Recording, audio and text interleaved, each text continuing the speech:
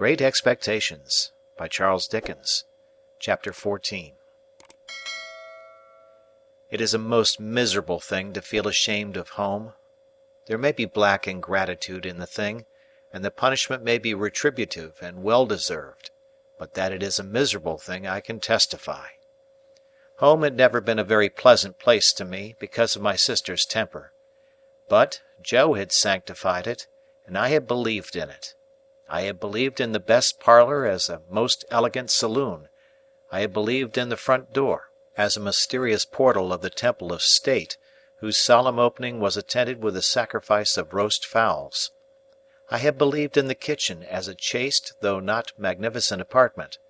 I had believed in the forge as the glowing road to manhood and independence. Within a single year all this was changed.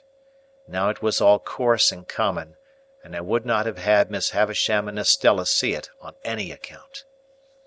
How much of my ungracious condition of mind may have been my own fault, how much Miss Havisham's, how much my sister's, is now of no moment to me or to anyone. The change was made in me, the thing was done. Well or ill done, excusably or inexcusably, it was done.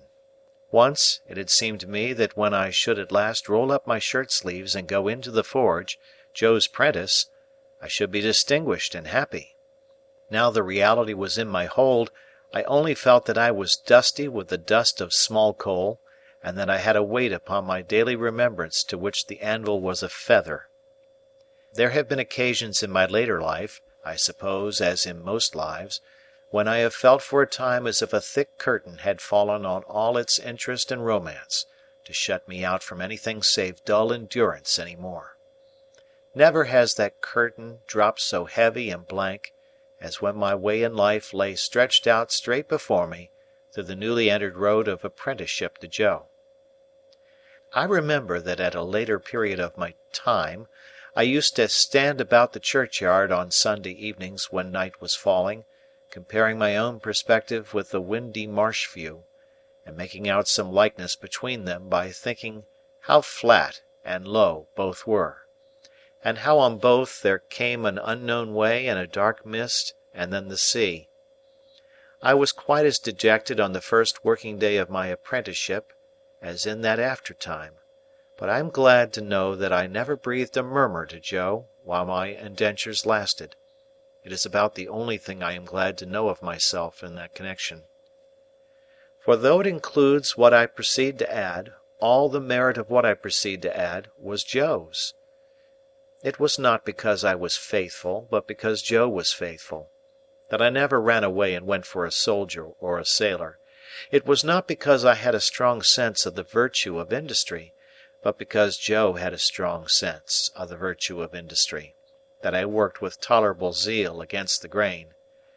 It is not possible to know how far the influence of any amiable, honest-hearted, duty-doing man flies out into the world, but it is very possible to know how it has touched one's self in going by, and I know right well that any good that intermixed itself with my apprenticeship came of plain, contented Joe, and not of restlessly aspiring, discontented me.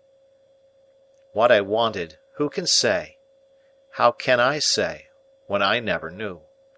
What I dreaded was, that in some unlucky hour I, being at my grimiest and commonest, should lift up my eyes and see Estella looking in at one of the wooden windows of the forge.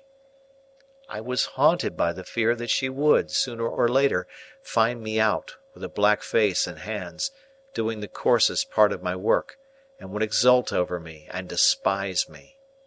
Often after dark, when I was pulling the bellows for Joe and we were singing Old Clem, and when the thought how we used to sing it at Miss Havisham's would seem to show me Estella's face in the fire, with her pretty hair fluttering in the wind and her eyes scorning me. Often, at such a time, I would look towards those panels of black night in the wall, which the wooden windows then were, and would fancy that I saw her just drawing her face away, and would believe that she had come at last. After that, when we went in to supper, the place and the meal would have a more homely look than ever, and I would feel more ashamed of home than ever, in my own ungracious breast. End of chapter.